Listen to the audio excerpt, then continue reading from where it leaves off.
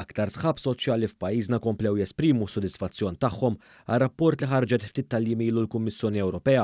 F'dan ir-rapport il-Kummissjoni Ewropea sostniet li tkabbir ekonomiku f'pajjiżna għal din is-sena se jkun akbar minn dak previst dan minkejja l-impatt ta' sitwazzjoni internazzjonali li qed jiddominaw l-aħbarijiet ta' kuljum.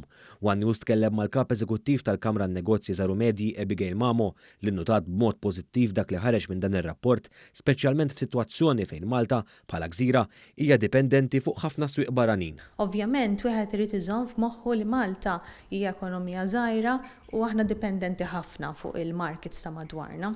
Jiġifieri fl-inċertezza kollu li hemm tajjeb li Malta hemm tbassir pożittiv imma rridu nżommu għajnejna wkoll u naraw x'inhu jiġri madwarna. Fil-waqt li faħret anke s-sustent tal-Gvern quddiem iż-żieda fil-prezzijiet tal-gass u żejt li waslet tal-inflazzjoni kbira fis-settur, hija spjegat kif kollox jiddependi fuq kemm settur il-gwerra bejn ir-Russja u l-Ukrajna.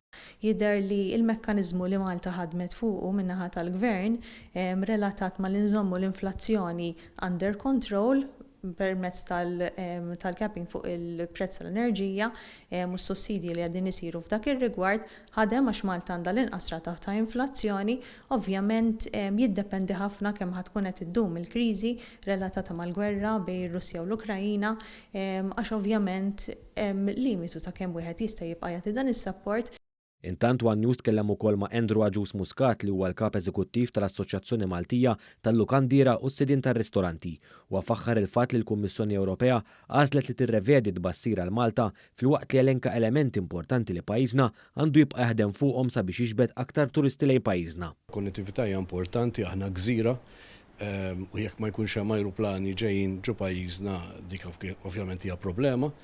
Qed isir ħafna xogħol fuqha, hemm bżonn li nħadmu iżjed rasna anki minħabba li qed isir tibdiliet fil-liġijiet internazzjonali dwar restrictions fejn jidħlu l-emissjonijiet tal-ajruplani. U saħaq ukoll fuq l-importanza li l-prodott Malti jibqa' jingħata priorità assoluta. Ħarsu lejn il-prodott tagħna huwa dejjem importanti kien u jibqa' importanti l-prodott li kemm jista' jkun nollu l-kwalità tal-esperjenza għat-turist għal pajjiżna għaliex ovvjament iktar mhu se jgħaddi żmien jidher ċar li iktar se jkun hemm bżonn nattiraw il dak it-tip ta' klijent li ifittex il-kwalità.